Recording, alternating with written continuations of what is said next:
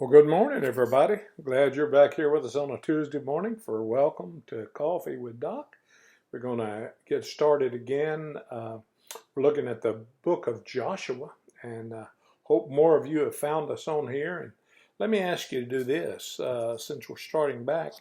If you could just share it with your folks, with your friends, and maybe invite others to come, and we might get built back up to where we were before we quit. And if so, that'll be a good thing. If not, we'll just follow whatever the Lord wants us to do. But today we're looking at the book of Joshua, and we started looking there in Joshua about how after the death of Moses, the Lord used Joshua in an unusual way. Let me read just a little bit out of the last part of Deuteronomy. Pardon me.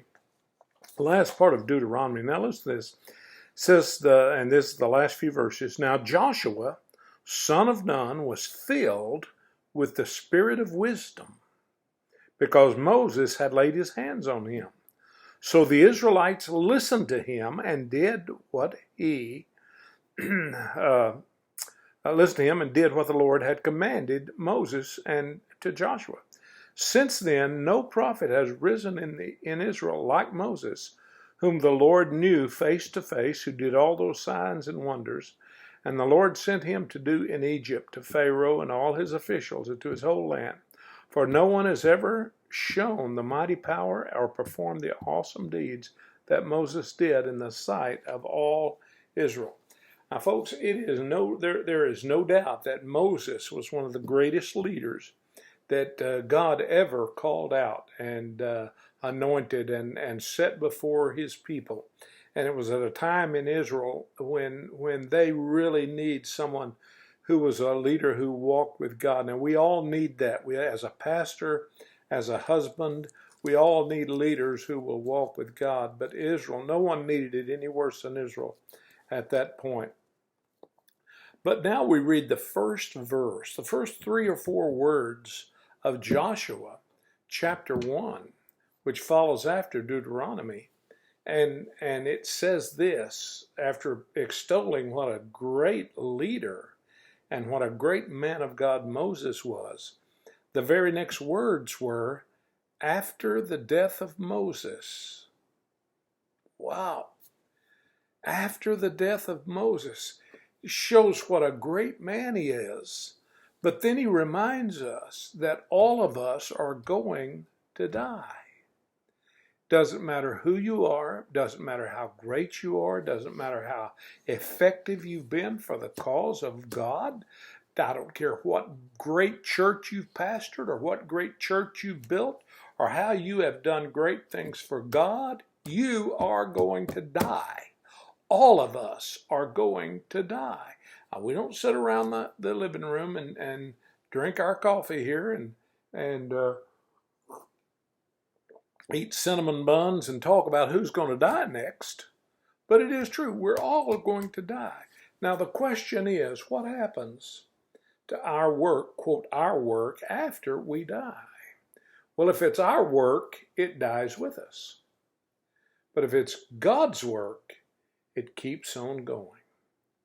You see, God's plan for ministry does not die when the man he has used to do that ministry dies necessarily. So here's where we see God always has someone to step up. Always has someone to step up. Now listen to this first of all. After the death of Moses, always after the death of Moses, after he's passed off the scene, and the people are wringing their hands and saying, what are we going to do? Who's going to step forward? Remember that there's been a guy at Moses' side this whole time. He was on the mountaintop with him. He went into the nation first to spy out the nation. And he was always a man that Moses could depend on. He was called the aide of Moses, or the assistant to Moses, the intern to Moses. So listen to what it says in Joshua chapter 1, verse 1. After the death of Moses, the servant of the Lord, The Lord said to Joshua, son of Nun, Moses' aide, and I can imagine the Lord saying to the spirit of Joshua, even though it's not recorded here, get your head up, Joshua. Look at me. Look at me, Joshua. Moses, my servant, is dead. Always after he reveals who will carry on.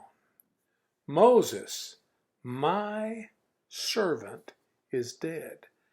Now then, you and all these people get ready to cross the Jordan River into the land I'm about to give to them, to the Israelites.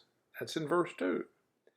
Now, remember, after the death of Moses, it's always after. And when a man steps down, God's plan continues. You see, God's plan for the children of Israel to get to where he wanted them to be was not dependent on one man. And let me tell you something. God's plan for you is not dependent upon one person being in any particular place.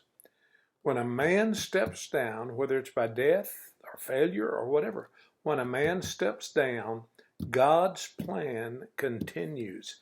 And he didn't say, Moses is dead, so y'all close up shop and go home back to where you started. No, he doesn't say that. He said, Moses, my servant, is dead, so you guys get up and continue. And Joshua, you're going to have the biggest lead in this whole thing. So just get ready. Lift up your head and keep going on the road you've started.